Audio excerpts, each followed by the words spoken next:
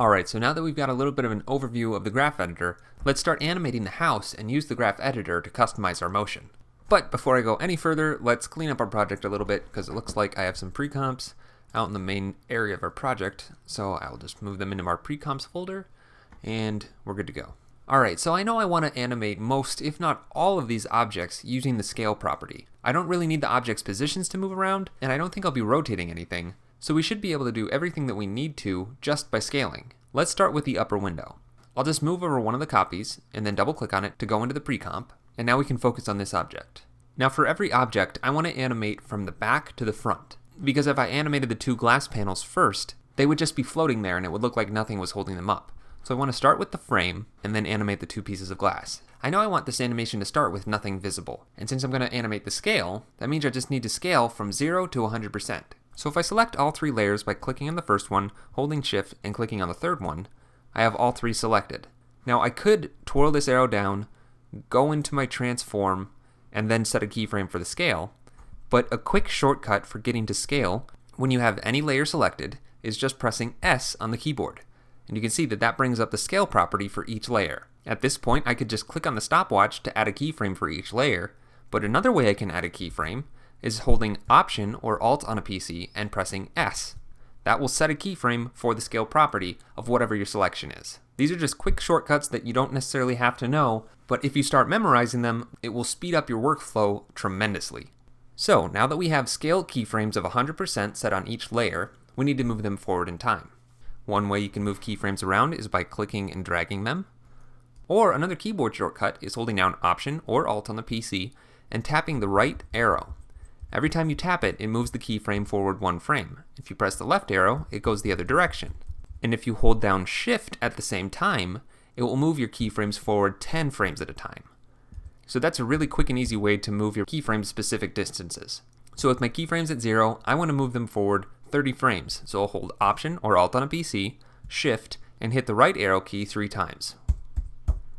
So now my keyframes are set at 100% at frame 30. I'm going to zoom in on my timeline a little bit by pressing plus on the keyboard, and then scroll over so I have a little bit more room to work. Then I'll move my playhead back to frame 0. Now we need a scale keyframe set to 0 for all 3 layers. With all 3 layers scale properties still selected, I can simply click on one of these values, type in 0, and press enter, and all 3 layers will change their scale to 0% and automatically set a keyframe. Once you set a keyframe, if you go to any other point in time that hasn't had a keyframe yet and you change the value, another keyframe is automatically generated.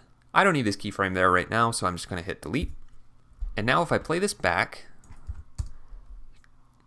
our window scales from 0 to 100%. But it's super boring because the keyframes are linear, and it's all scaling from the very center of the frame.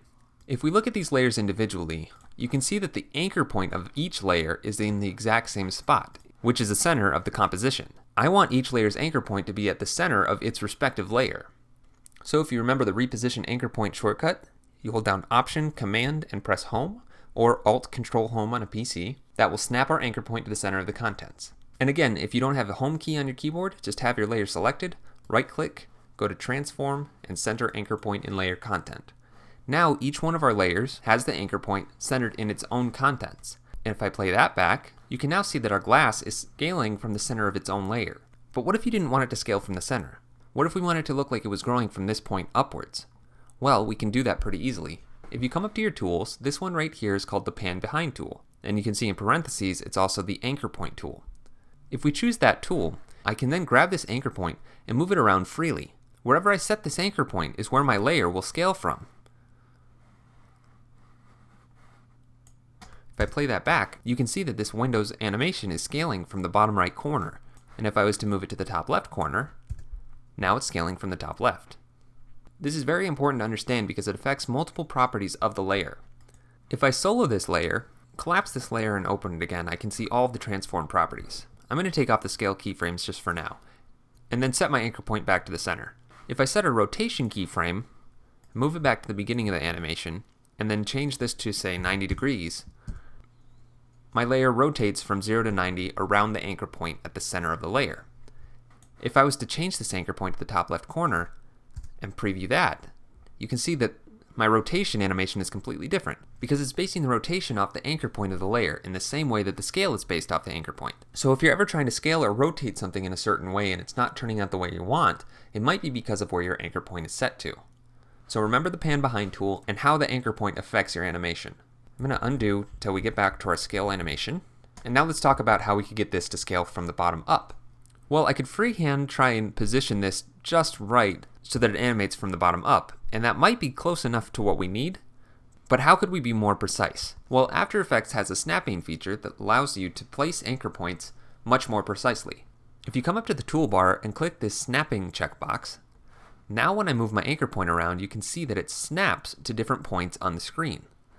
And not just based on this layer, but everything within the composition.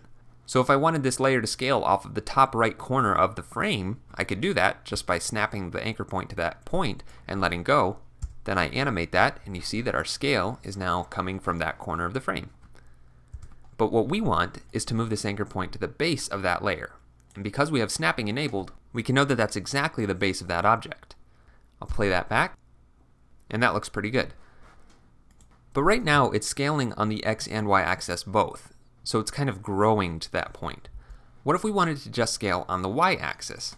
Well, all we have to do is unlink our X and Y values by clicking on this little icon. Now if I go back to the beginning, I can adjust the X and Y values independently. So if we leave this set to 100 on the X axis, when we play this back, you can see that now it's growing from the bottom up, but the width is the same the whole time. I think that's how I want to animate that shape, so I'm happy with that. Next, let's do the same thing to the top layer, except animate it from the top down.